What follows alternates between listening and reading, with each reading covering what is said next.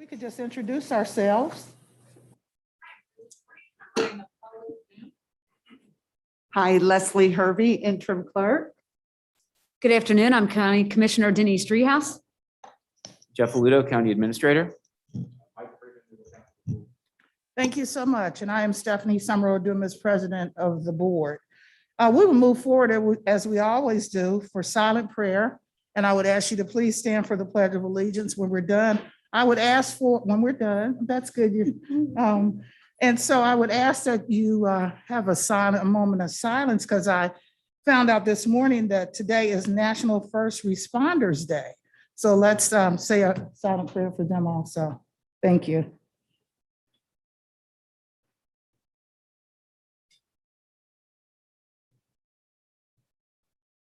Amen. Thank you. I pledge allegiance to the flag of the United States of America and to the republic for which it stands, one nation, under God, indivisible, with liberty and justice for all. Thank you so much. I'd like to make a motion to approve the minutes of the previous session. Second. Commissioner Summer Dumas. Yes. Commissioner Reese. Yes. Commissioner Dreehouse. Yes. Thank you so much. And we have a special guest here today. I want to welcome the City of Wyoming Mayor Thaddeus Hoffmeister.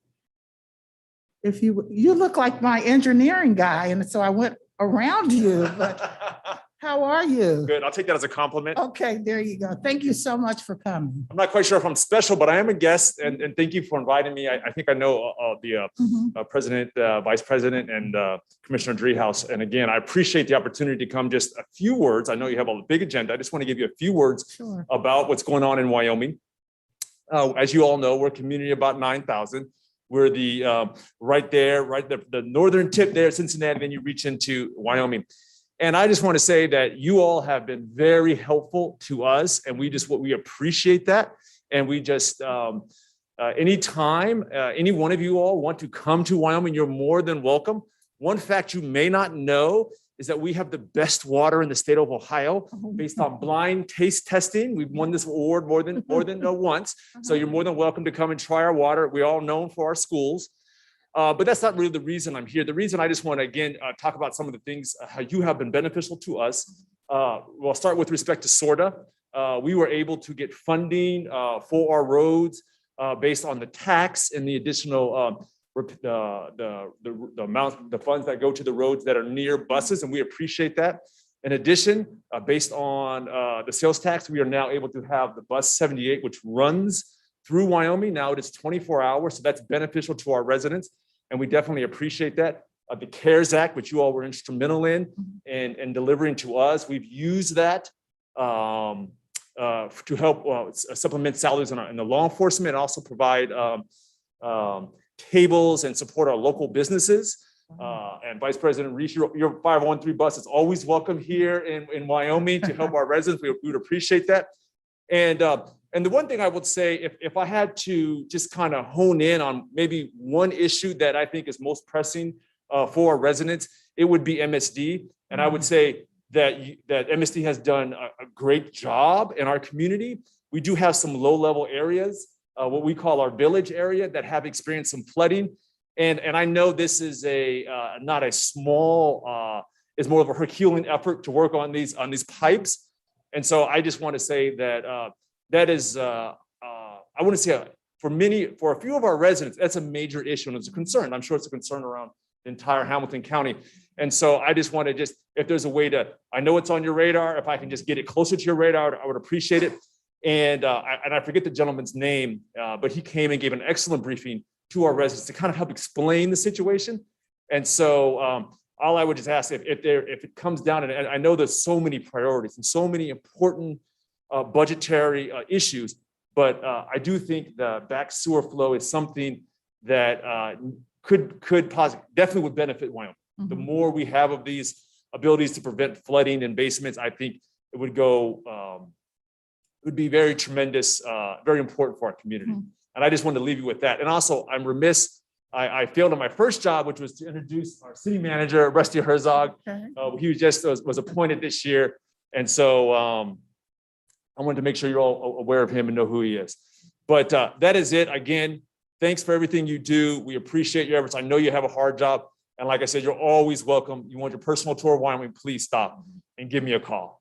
And if you have any questions, I'll stick around for questions. But otherwise, I thank you for this opportunity. Well, thank you so much for coming. And of course, MSD is right on our radar also. And so I will open it up for Vice President Reese if you had some comments.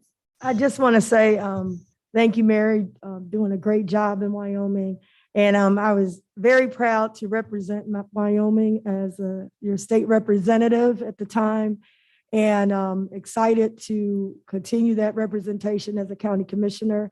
I think the issues, as President Dumas said, MSD certainly is the top of our list, but also we want to make sure that your voice, Wyoming's voice, is at the table. So if there are opportunities, I know they made a presentation, but all the times it's good to have people at the table as we're trying to solve these issues. So certainly, I know our administrators here, Jeff Aludo, but wanted to put that out there to have Wyoming, and if you're willing, to also be at the table and helping to solve some of these issues. So thank you very much for being here. Thank you, Commissioner Dreehouse. Thank you, Madam President. Thank you, Mayor, for being here. And Rusty, your reputation precedes you. All good things. So let me piggyback just a little bit on the MSD thing. As we've said, it's a high priority, and we do have a budget coming forward here within the month, and we'll have public hearings related to that budget. So it might be helpful, as Commissioner Reese says, to come in, participate in those public hearings, and make your voice heard by way of the issues going on in Wyoming. I have no idea whether or not any rectification is anticipated in their budget. Sometimes they're a little bit hard to read as you dig through, but I think we would all welcome your participation in those public hearings with MSD in the room to make sure it's on their radar as well. And I also wanted to say that you've been humble in not noting that you are on the SORTA board. And so what you recognize as great investments in infrastructure are partly due to your efforts to pass the SORTA levy. So thank you for your service there on the SORTA board. We're very grateful for the time that you've spent promoting public transit and now infrastructure. I just have one quick question related to the CARES Act funding. So your jurisdiction, as did everybody else, get some money from the county. And you mentioned the restaurants, I think, and allowing them to set up outside their businesses to accommodate business during the pandemic. Can you expand on that just a little bit? Yeah, I think Commissioner Dreehouse, what they've had to kind of adopt to is what they call the new normal. And for many of them, it was a way to continue business, but do it outside or do it through to-go sort of menus. So many of them now have incorporated a window where you get the food to go. And a lot of them have also, we try to encourage people to sit around the restaurants. We bought tables, chairs, and overhead coverage so people can actually sit down and enjoy. And we're trying to find different ways to make sure we can support it, because it's as most people who are in the restaurant business know, it's a thin margin, a thin profit line though. So any little hiccup can throw them off kilter. So we try to be as helpful as possible to support them. And that's one of the requests they had. And it's taken off pretty well, I would say, of getting people to come and frequent those businesses and stay and enjoy their meals. Great. Yeah, other communities have done the same. So that's exciting. I assume it's in the business district there in Wyoming? Yes, we have a pretty small business district, but you're correct. Exactly there on Wyoming Avenue on Springfield Pike. Okay, great. Thank you. Thanks so much for being here. Thank you. I just wanted to make a comment. I know for years, I have been using Wyoming as a way to de-stress, to relax. Ever since we were little, when I was little, my dad would take me through Wyoming. We lived downtown in the West End in Avondale, but still using that for that purpose. I've actually moved from Forest Park on the opposite side of town, but I still go the long way sometimes to go through Wyoming because it's just such a beautiful place, so relaxing. So I just wanted to let you know I've been using you for that purpose. Well, please continue to use us. Okay. And de-stress. We Yes, welcome. yes. We welcome all visitors. Okay, thank you. Thank you. All right, thank you so much for coming. Bye. Okay, we have presentations. The YWCA, Nicole Williams is here. Yes, you can come straight, come on up, yeah.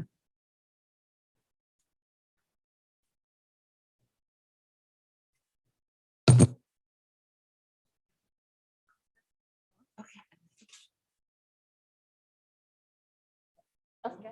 All right. Thank you so much. Well, hello. Thank you for having me here and inviting me here on representative of the YWCA here in Greater Cincinnati. I am Nicole Williams. I am the new Director of Residential Services and also Hamilton County and Job and Family Services collated programs. I wanted to come here today to speak about some of the services that we provide through the YWCA of Greater Cincinnati. We have a vast variety of services, both residential and non-residential. All of our services are survivor centered. They're voluntary unless they're involved with the court or children's services. And we try to make our survivors feel as empowered about their decisions of getting help and reaching out to us. So listed are some of the services that we provide across our agency here in Hamilton County, as well as in Claremont County. And I won't read those, but you have those available for you. Wanted to talk a little bit about one of our collated programs through the collaboration with Job and Family Services, and that's the Child Welfare Domestic Violence Connection Program. That program is a joint venture between the YWCA and Job and Family Services. We help the non-offending parent and child try to get their life back together and provide them with those wraparound services so that they can build again, as well as offering those some services to the perpetrator for change behavior.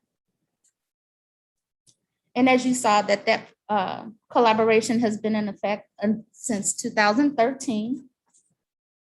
So we help them develop healthy relationships, hold the person that is the perpetrator accountable for their misappropriated behavior, as well as identify where they can strengthen themselves and build again and go forward. We also have a partnership with Job and Family Services called Safe Care. We actually go into the home of the survivors and the children to help them practice healthy parenting skills with hands-on. It's an 18-week program, and it's structured, but it's also flexible in this time, especially during the pandemic. So we kind of go at the pace of the parent, knowing that every parent is not going to start at the same place or end at the same place. So we assess what their initial skill sets are, and we build upon that. And each module has about 6 sessions to each module, but that can be flexible as well because everybody doesn't learn or fulfill their capabilities within a 60 to 90-minute session. So sometimes sessions have to be repeated or other additional services have to be wrapped around them for them to accomplish what their goals are. And we work with them to set some of their goals. Like I said, this is a partnership with Job and Family Services. These individuals have open child protection services cases. So we also partner with their case managers there as well to find out if there are other requirements that they need to fulfill to get their cases closed.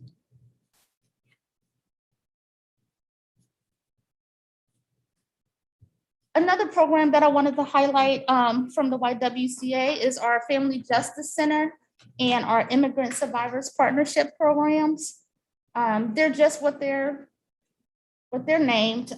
We work with immigrants and refugee survivors with prevention services and other programming to help them through their traumatic situations. our Family Justice Center, we work with the attorneys and officers.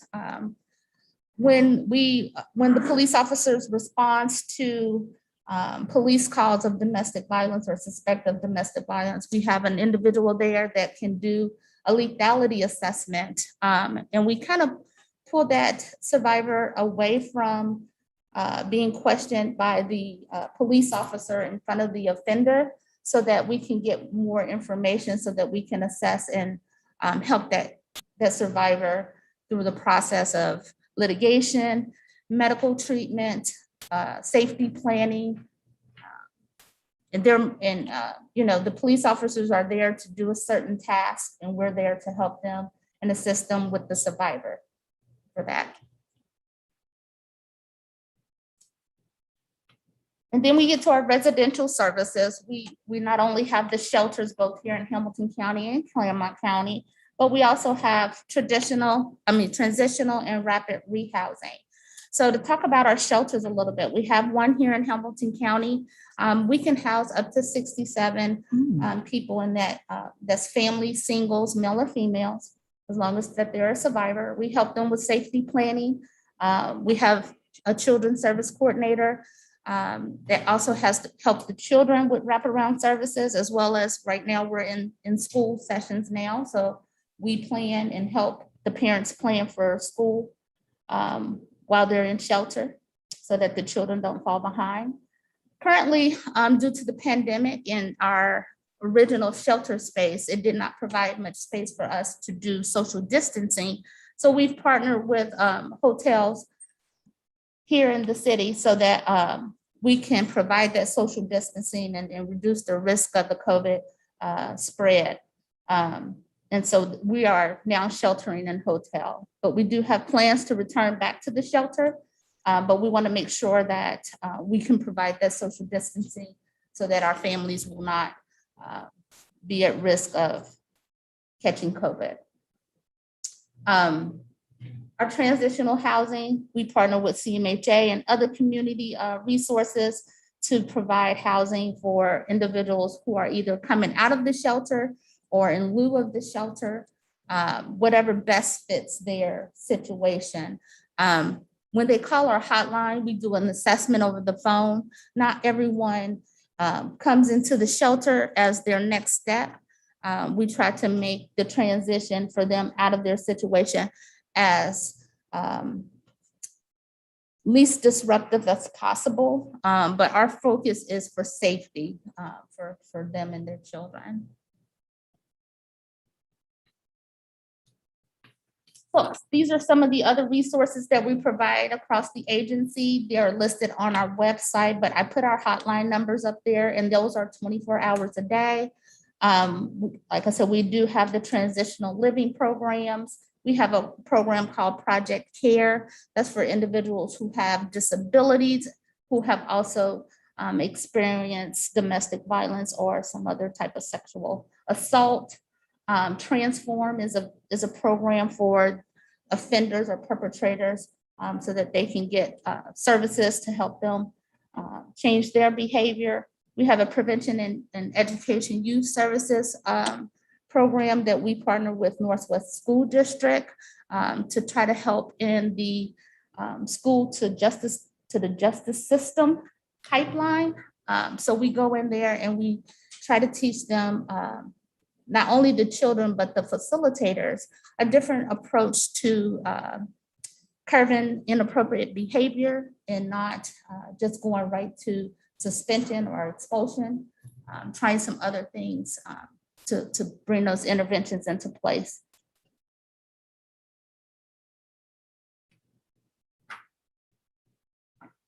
So again, thank you for having the YWCA here. And I am appreciative as Nicole Williams to be here in front of you guys. I've only been with the agency for a little over 4 months, but I am excited to be at the agency and excited to be here to speak with you all today. Well, we thank you so much for coming. And one of the purposes of you coming was because you oftentimes hear about women helping women. You don't hear very much about the YWCA. I did not know that you guys also had a shelter. I thought it was just that one that Women Helping Women had. So that was news to me, but I will open it up for my colleagues for any comments or questions. Thank you for your presentation and welcome.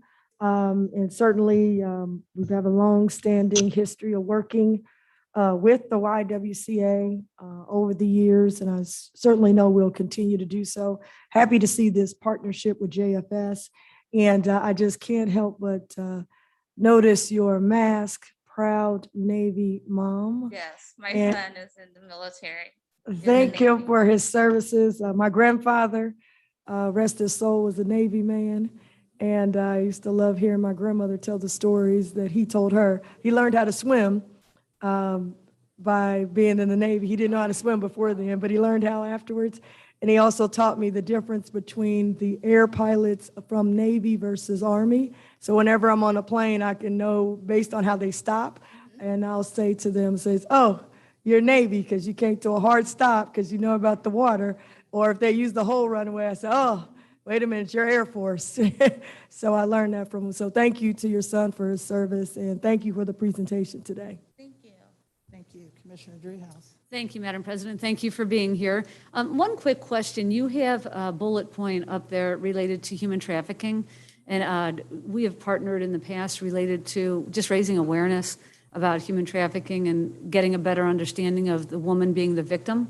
Oftentimes in those situations, have those numbers gone down or increased or remained steady during the pandemic? Do you have any sense of that? So unfortunately, numbers across the board have increased through the pandemic. Just people not being able to get away from those situations and getting connected to the services that they need. So we have seen an increase across the board. I don't have those specific numbers, but we have seen a trend across many of our services that have increased during the pandemic.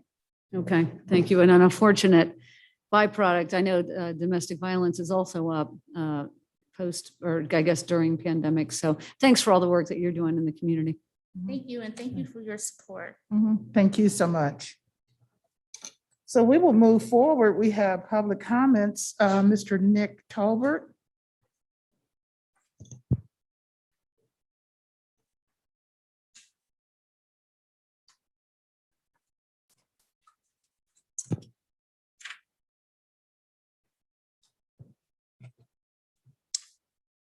This was not my plan to be in front of commissioners, before city council, all over in Kentucky, school board. For some particular reason, I'm here.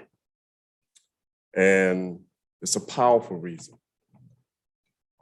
Matter of fact, my office where I'm working out of has tried to contact you a few times, so just want to let you know that too. What's the name of your office? Uh, What's the name of your office? My name is, normally it's my name that's on there. I tell Okay. them to put my name on Okay. there. One of the biggest things, like I said again, the most important thing is this map. I never knew about this map when I was working with the city of Cincinnati to pass the resolution. I never even knew about it. Just think if I had known about this when I had the resolution passed, I would have got everybody on city council to vote for it. Everybody. I got all 6, that's what I needed. But if I had this map, all of them would have voted for it. And the biggest things about this map is it takes thousands of years to put this map together. And when you go over there to the Historical Society, I will see nothing over there talking about the indigenous people, which we back then was called Indigo, the Masons, and the Moors. Now there's 2 sets of Masons. One was called Freemasons. A lot of people don't know why they came up with the term Freemasons, because talking to the people over the Freedom Center, we got to question most Americans, Black folks they were already here. They didn't all come over here from Africa. It's easier to get the people that was here. They already spoke Latin. All the buildings around here, Latin.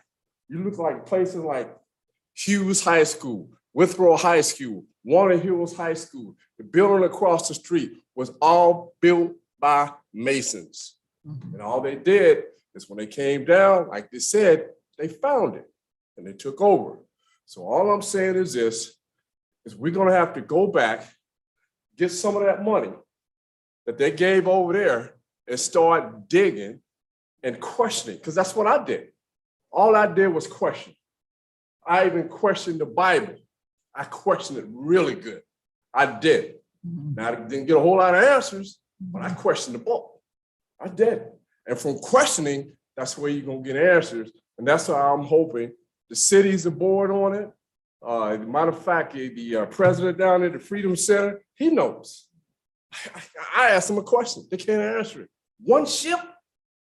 How many people do you think one ship is going to hold? The trip was so long, most of the people died coming over here. So it's much easier to get the people that are here to put them in slave because they already spoke Latin. So I will be contacting you again, everybody.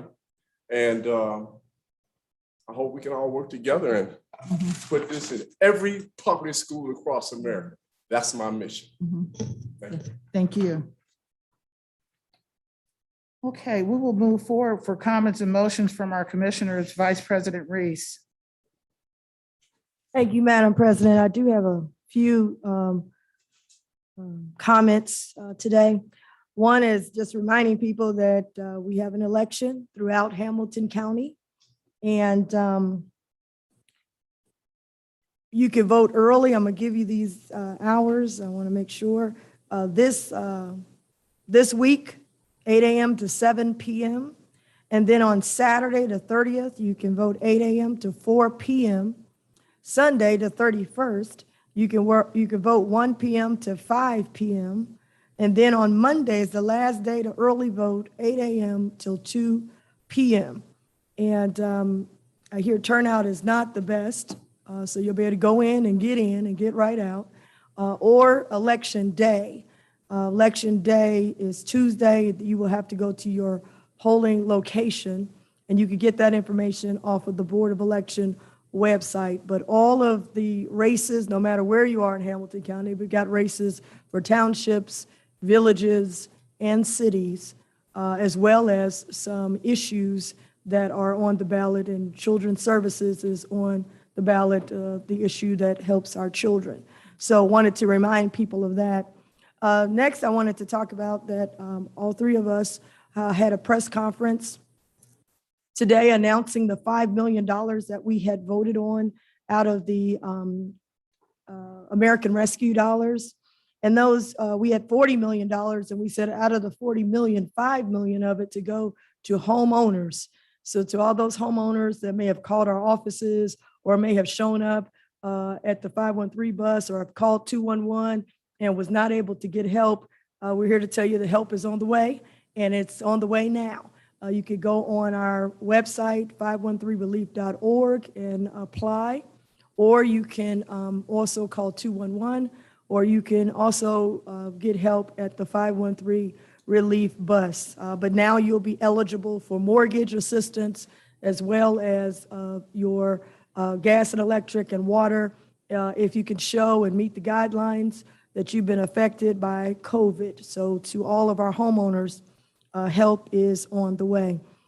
Also, I attended the Innovation District announcement. Commissioner Driehaus was there as well, where they had the governor and the mayor and University of Cincinnati president with a major announcement.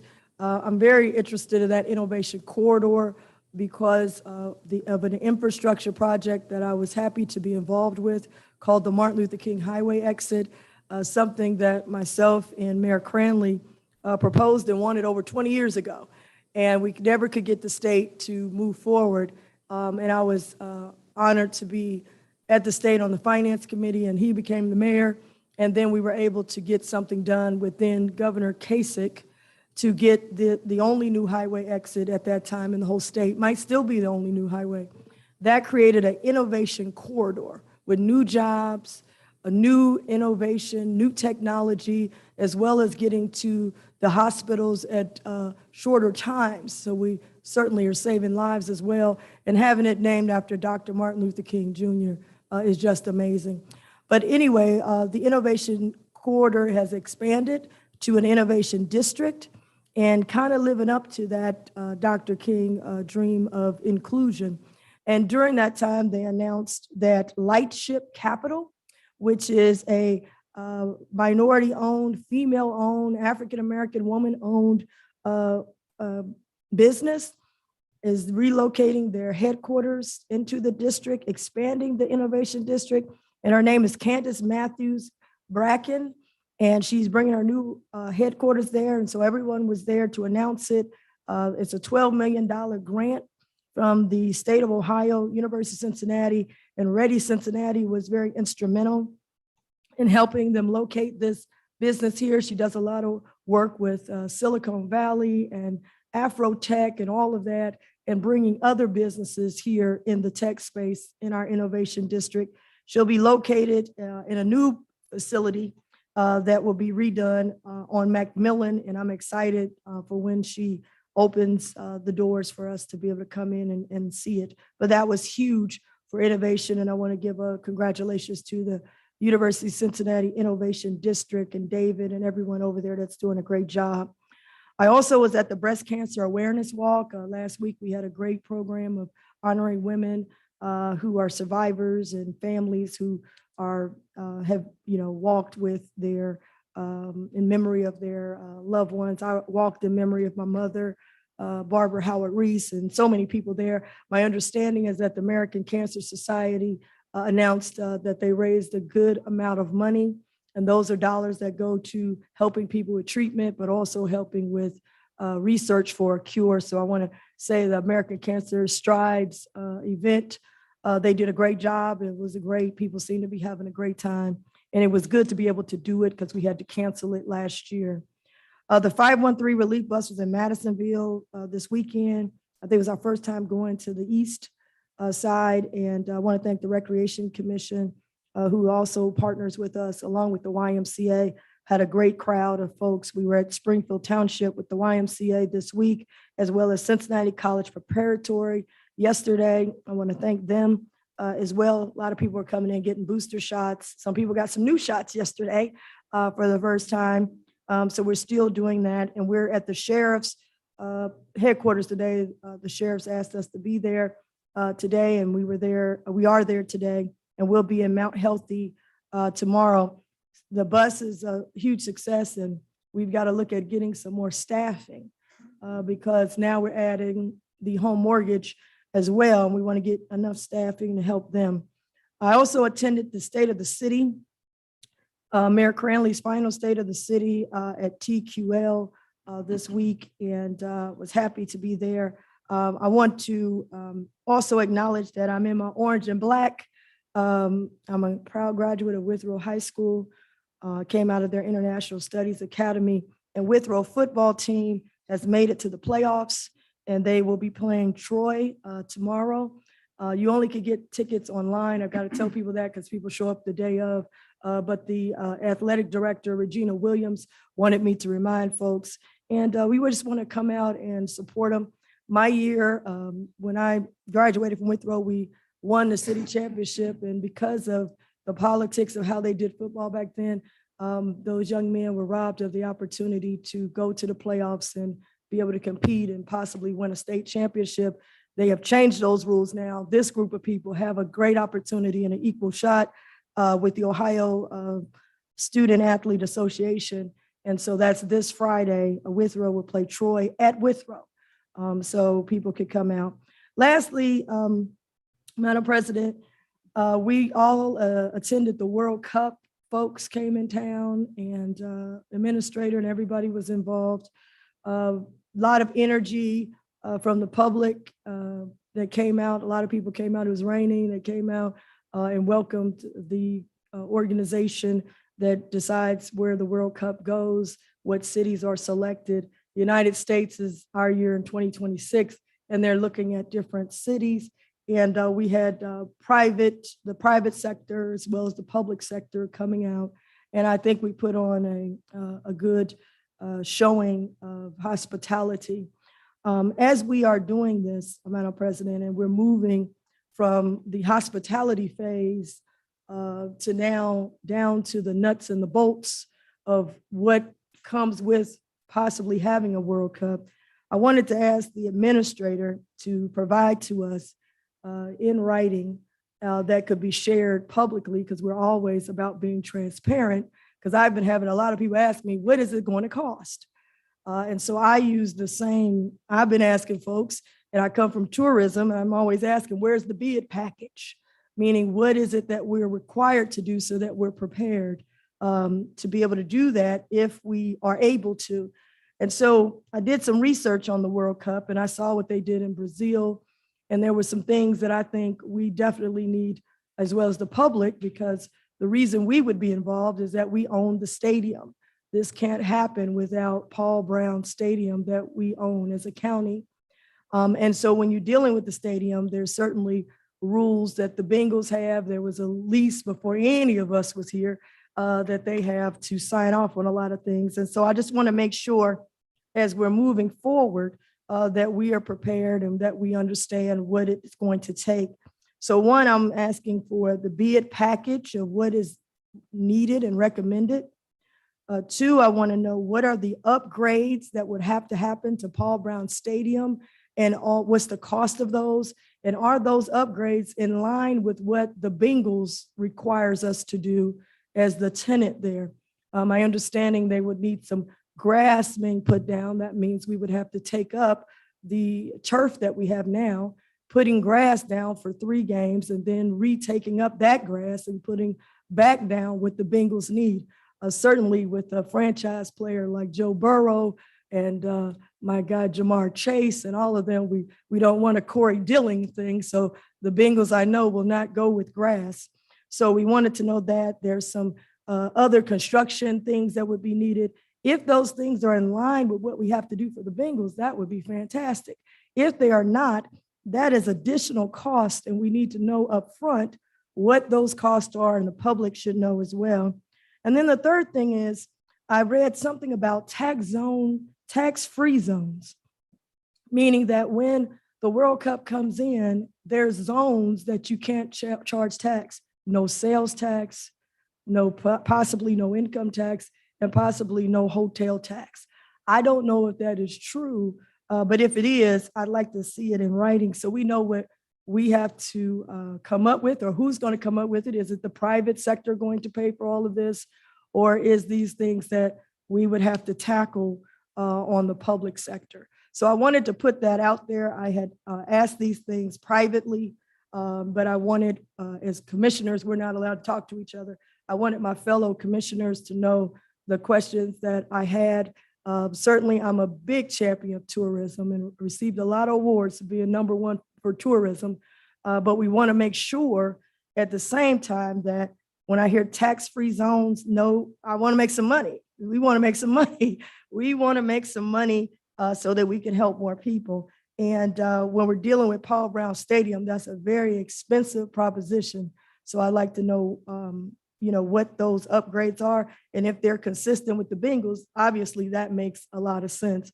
If they're not, then we need to know what that is and who's going to pay for it. So if we could get something in writing, we did get a 1-page slide that talked about possible economic impact, but we didn't get any slides on what the upgrades are going to cost. Is it a tax-free zone?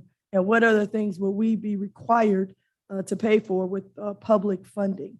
So that would help us as we're moving forward, as we're going into a budget in these next several weeks. So that's all I have, Madam President, and hopefully we could get that before we have to vote on our budget so that we're updated and have a full picture of everything that is necessary. Thank you. Thank you. Commissioner Dreehouse. Thank you, Madam President. Just a couple of things. So I too am focused on Election Day. It's election season. I have my mask on in honor of election season. So Election Day is next Tuesday, November 2nd. We've got 5 days to go. Pretty excited about the city council race, the mayor race, and all the races that are happening outside the city of Cincinnati and the other jurisdictions throughout the county. But we do have an issue related to poll workers. So we're still short on poll workers.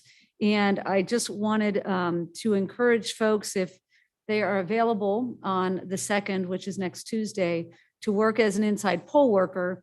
I think they're around 100 short right now. And so they've put out the call to try to encourage people to sign up to do that. Many people view it as part of the democracy and their duty to work. I've actually worked inside the polls.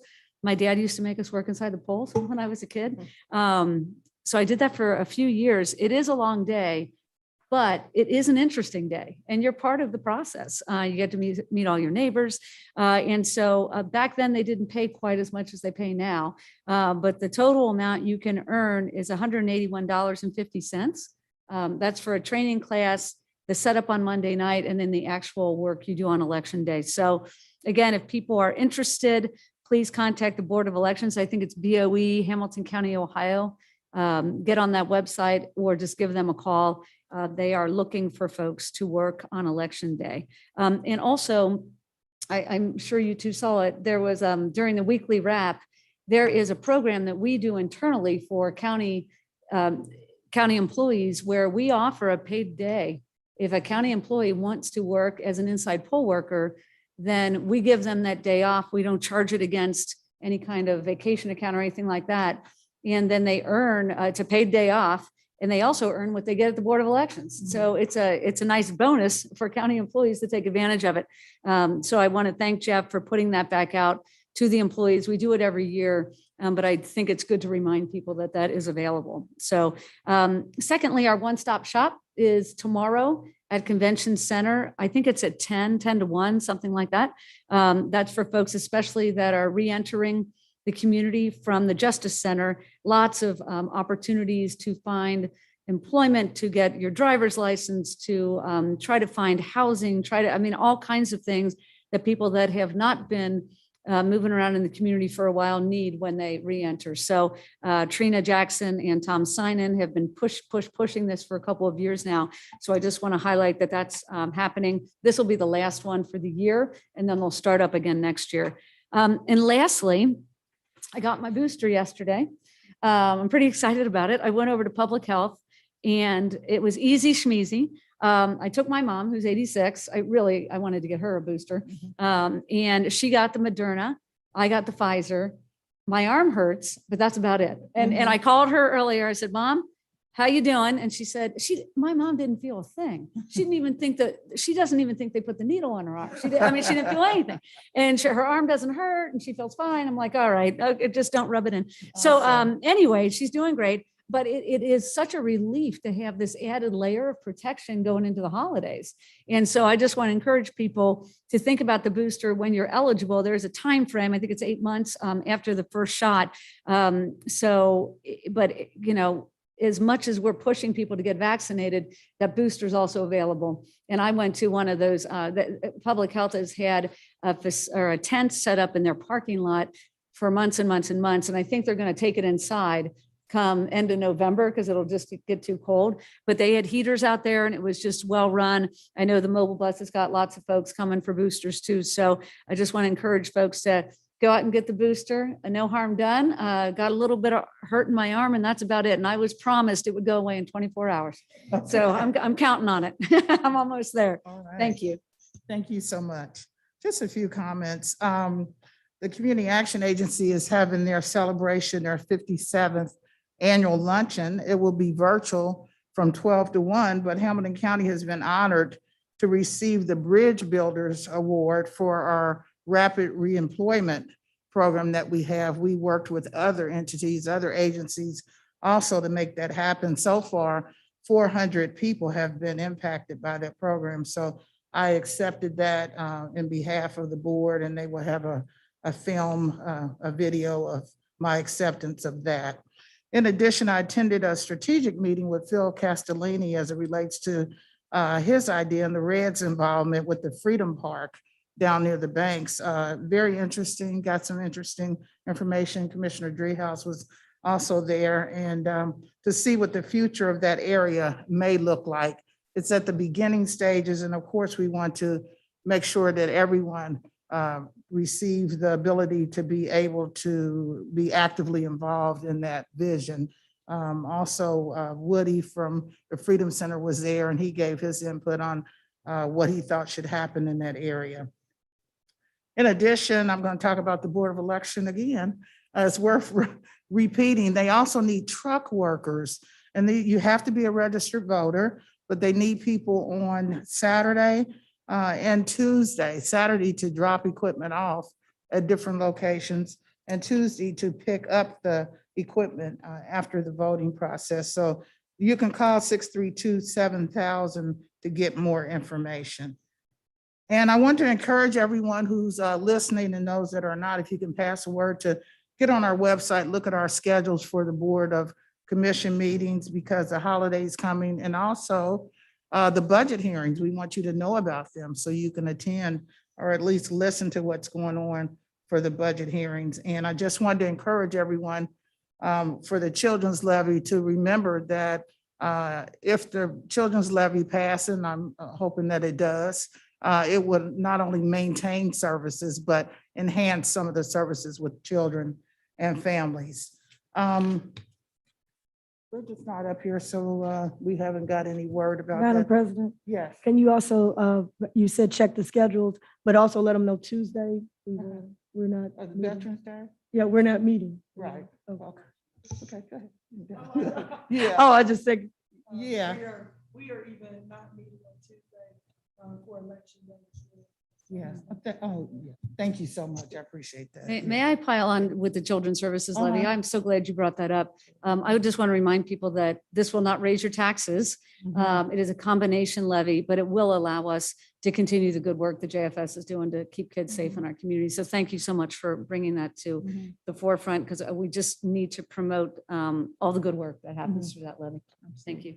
Thank you. Lastly, I wanted to talk about Domestic Violence Month. This is the end of the month. I appreciate all the staff, the people, the commissioners who have supported that effort to bring awareness. So many businesses, I can't even begin to announce who they are, but I'd like to, we had a little presentation. If we get it, a short presentation, if we get it done, we'll do it maybe at the end. But I thank everyone for their support and encouragement in that area. And this is not the end, but the beginning. The purpose was to bring awareness to this issue, and hopefully we will continue through our additional knowledge that we've obtained every week about domestic violence to just pass on to other people in the community. Okay, so will you get ready? So we will move forward. I looked at a statistic. I'm going to move to you, Jeff, but every minute, 24 people are abused or stalked or victimized. Every minute, 24 people. So if we're here for an hour for our meeting, looks like we will be able to be about 1,400 people that have experienced domestic violence while we've been sitting here. So that's why we continue to repeat the importance of it. So, and not to negate at all with the breast cancer awareness is so important that we did that also, so everybody could know. And everybody is finding different issues to go on different months. So probably November, we'll have a lot of things to recognize also. So Jeff, we'll move to you. Thank you, Madam President. One comment and then several by leaves today. Comment is just piling on to, I think it was Vice President Reese who mentioned first the rollout of the mortgage program today. So just wanted to re-emphasize that.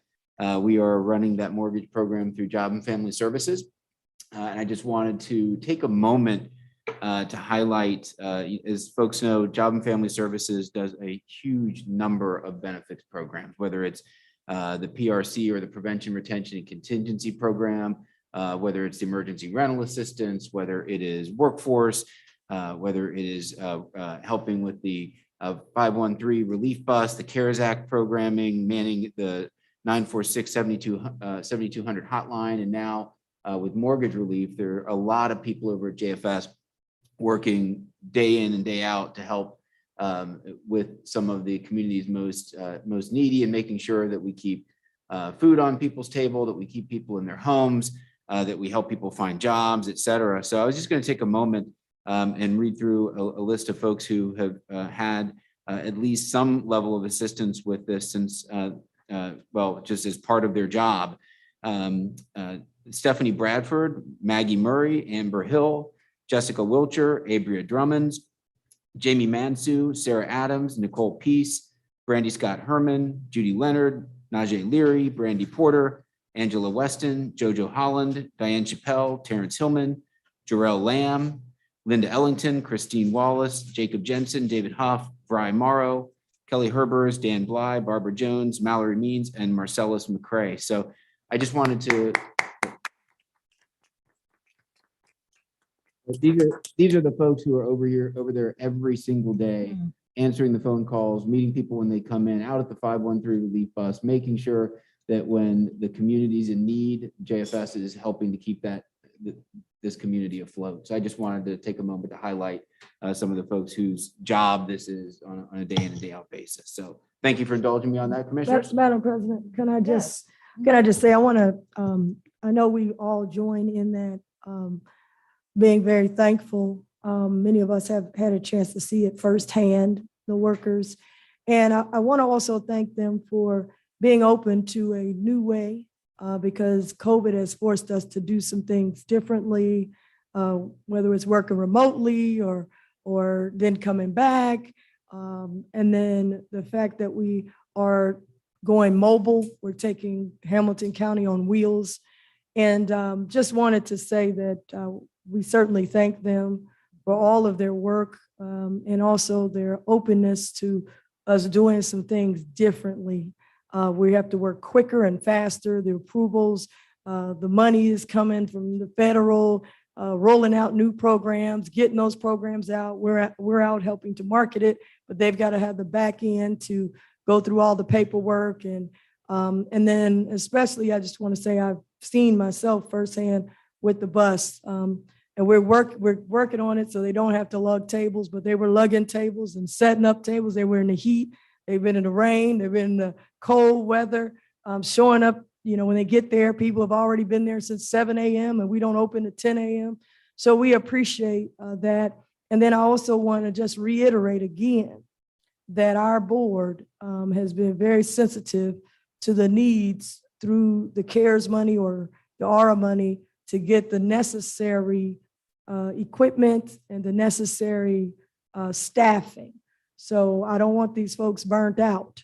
I appreciate them and we're clapping and we really appreciate them, but we don't want them burning out.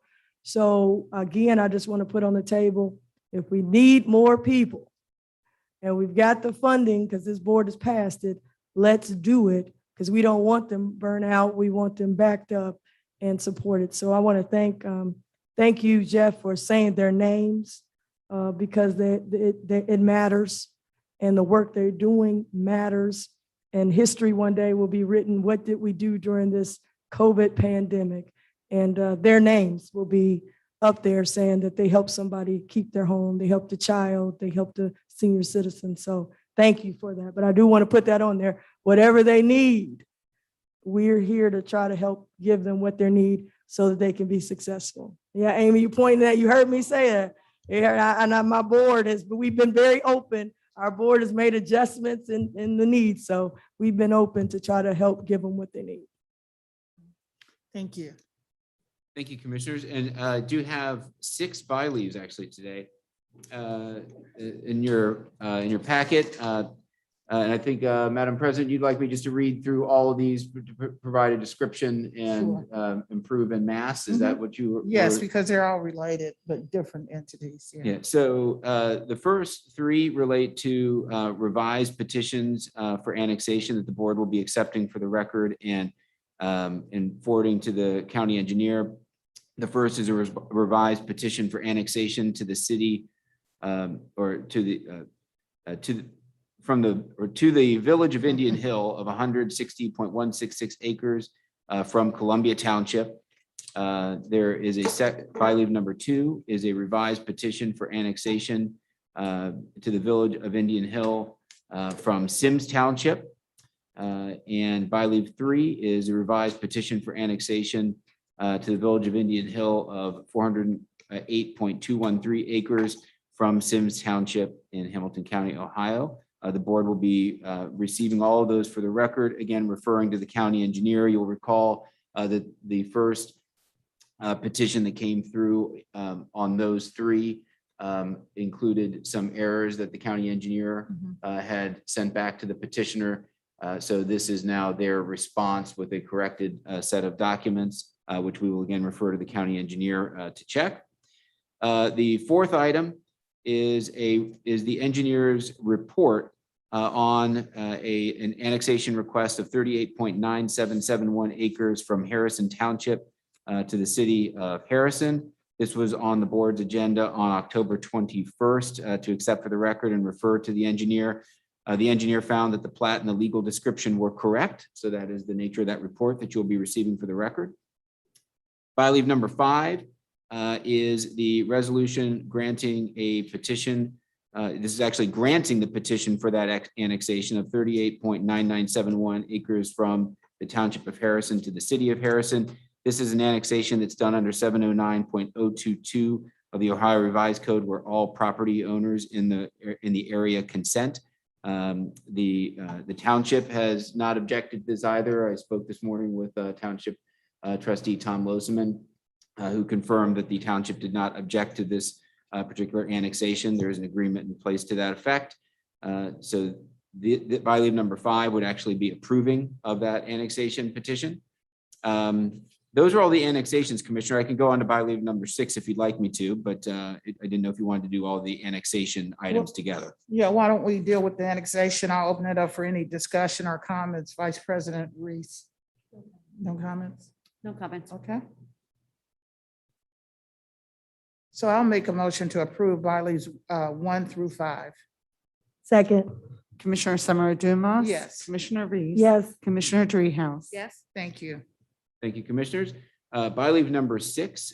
So we, as the board on last week, had approved a revised plan for our American Rescue Plan. We have an existing agreement with HCDC for the allocation of a third round of small business programming. You'll recall that was to be funded with $4.3 million of CARES Act funding. We received applications for our third round of small business assistance, and we received close to $12 million of applications. I think the board had said that you wanted to try to avoid a lottery and make sure that everybody could participate in this round, assuming that they were eligible. So last week, the board amended the ARP plan to include or to up the allocation in the ARP plan from 3 million to around 7.77 million, and to allocate those dollars into the third round of small business assistance. So we currently have an agreement with HCDC to implement this program on the CARES Act side, because we're now using ARP funding. Unfortunately, we have to have a second agreement. It's a different funding source. It's a different, because it's ARP dollars, there's different rules associated with it. So this would be approving or authorizing the county administrator to enter into an agreement between the board and HCDC for implementation of this second agreement, which in total will allow HCDC to fulfill the entirety of the program. But this is for the portion specifically related to the ARP.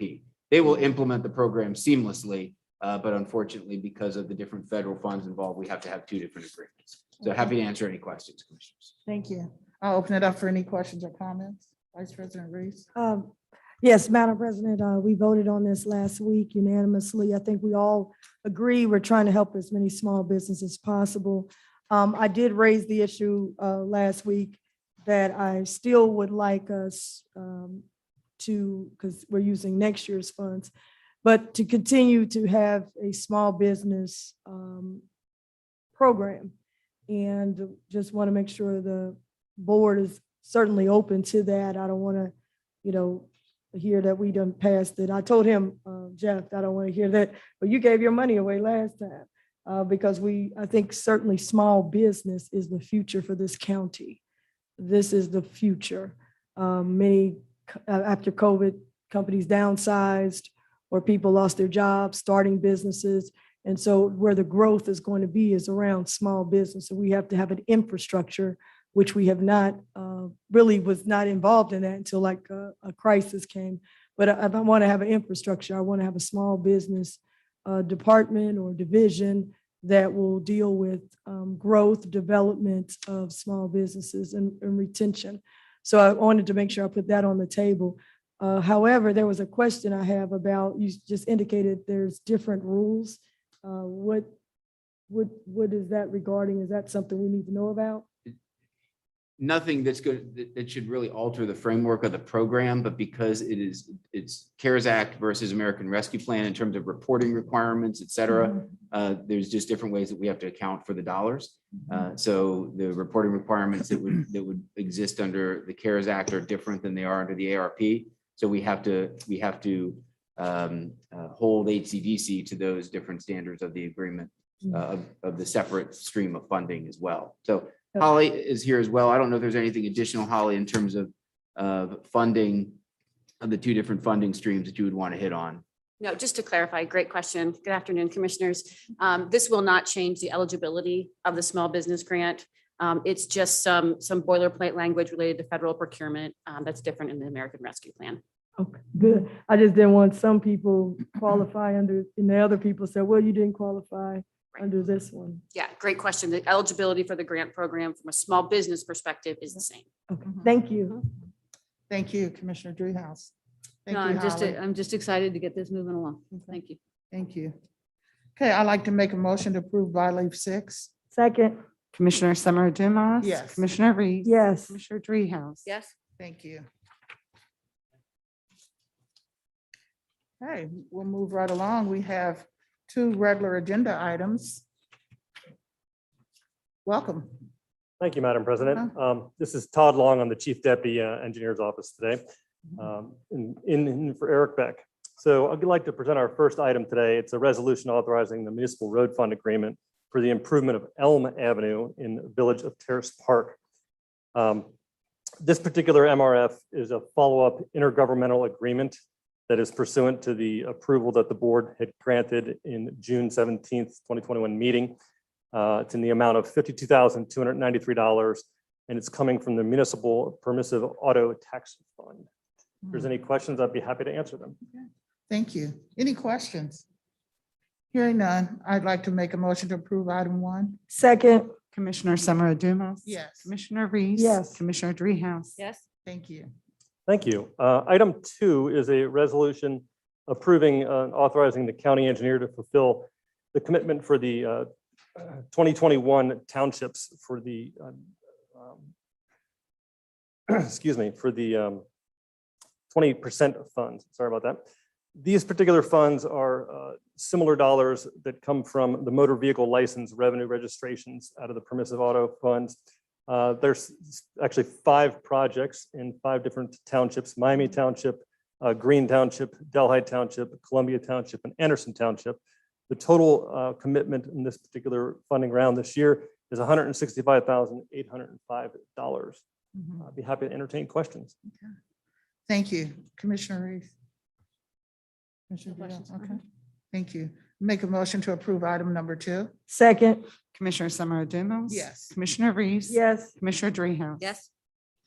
Thank you so much. Okay, take care. Madam President? Yes. Before Todd leaves, we have an item on the consent agenda. It's number 6. It has a portion of this is related to the engineer, and I have a question about it. Mhm. So if you don't mind, just before Todd leaves, Understood. that the budget adjustment includes a transfer, and you're familiar with this, I assume, Todd. So could you just, it's for just over $1 million. Can you explain what this is? Yes, I can.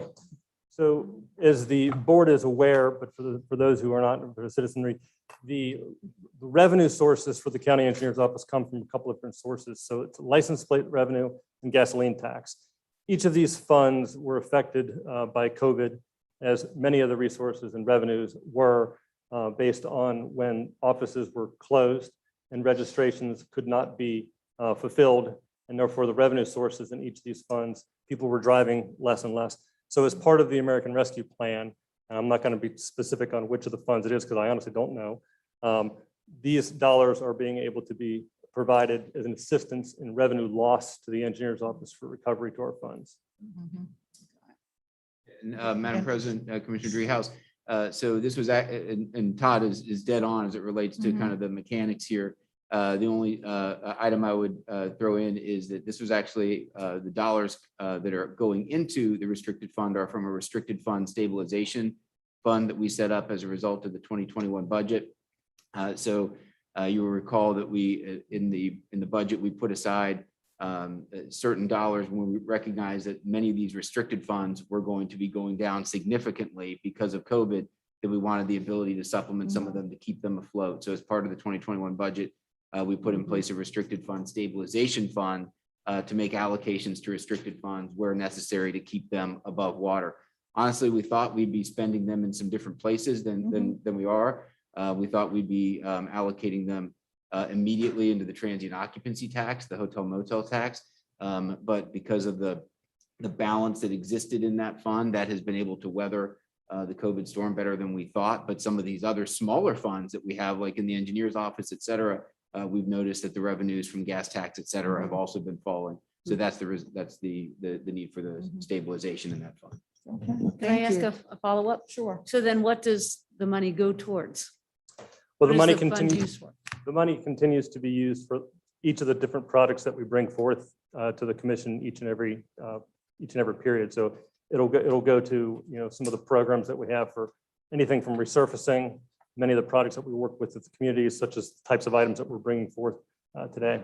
So yeah, it's just infrastructure work, right? Okay, great. Indeed. Thank you so much. I appreciate it.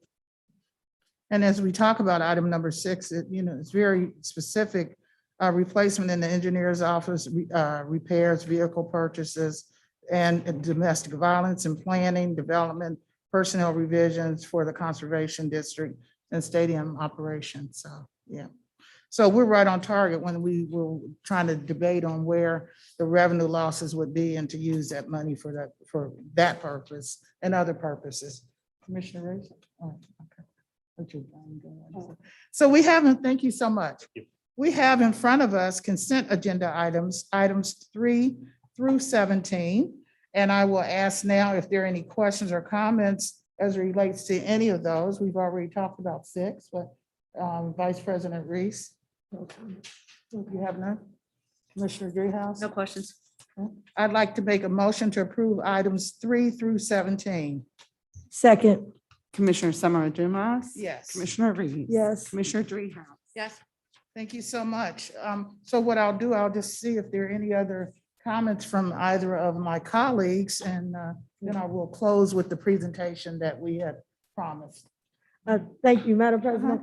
I just want to also acknowledge Aisha Howard, who is our engagement director. I think it's the first time we've had a Hamilton County engagement director out of our inclusion office. And she coordinates the 513 relief bus right now. And she's out at every stop and has to work with the different organizations that are requesting the bus and the logistics and working with JFS, as well as I want to acknowledge the nurses. A big shout out to the nurses who've been out there with public health, and also when we started the UC Health nurses. So I just wanted to acknowledge, because it's a lot to deal with the coordination. And she's the one that's kind of there with dealing with the people as well. So I did want to acknowledge her and the work that she is doing. And I know we've posted some positions, so help is on the way. Thank Thank you. you. Commissioner Dreehouse? you have- Reminding people to vote on Tuesday, Okay. if you haven't already done it. Very good. I'd like to conclude our domestic violence presentations with this presentation here.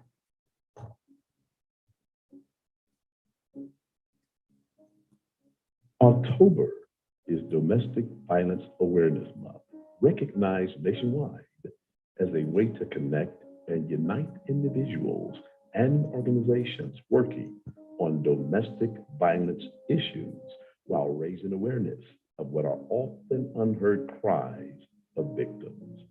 Although we come to the end of October, Commission President Stephanie Smarl Dumas, Vice President Alicia Reese, and Commissioner Denise Treehouse make a request of all citizens of Hamilton County. If you see something, please say something. You may be saving someone's life.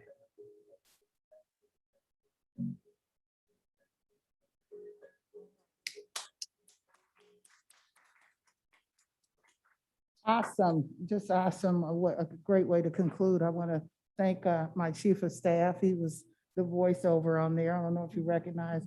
And Kim pulled together the music and the pictures all over the city, and Bridget pulled it together to be able to display. So I thank all of them. Yeah.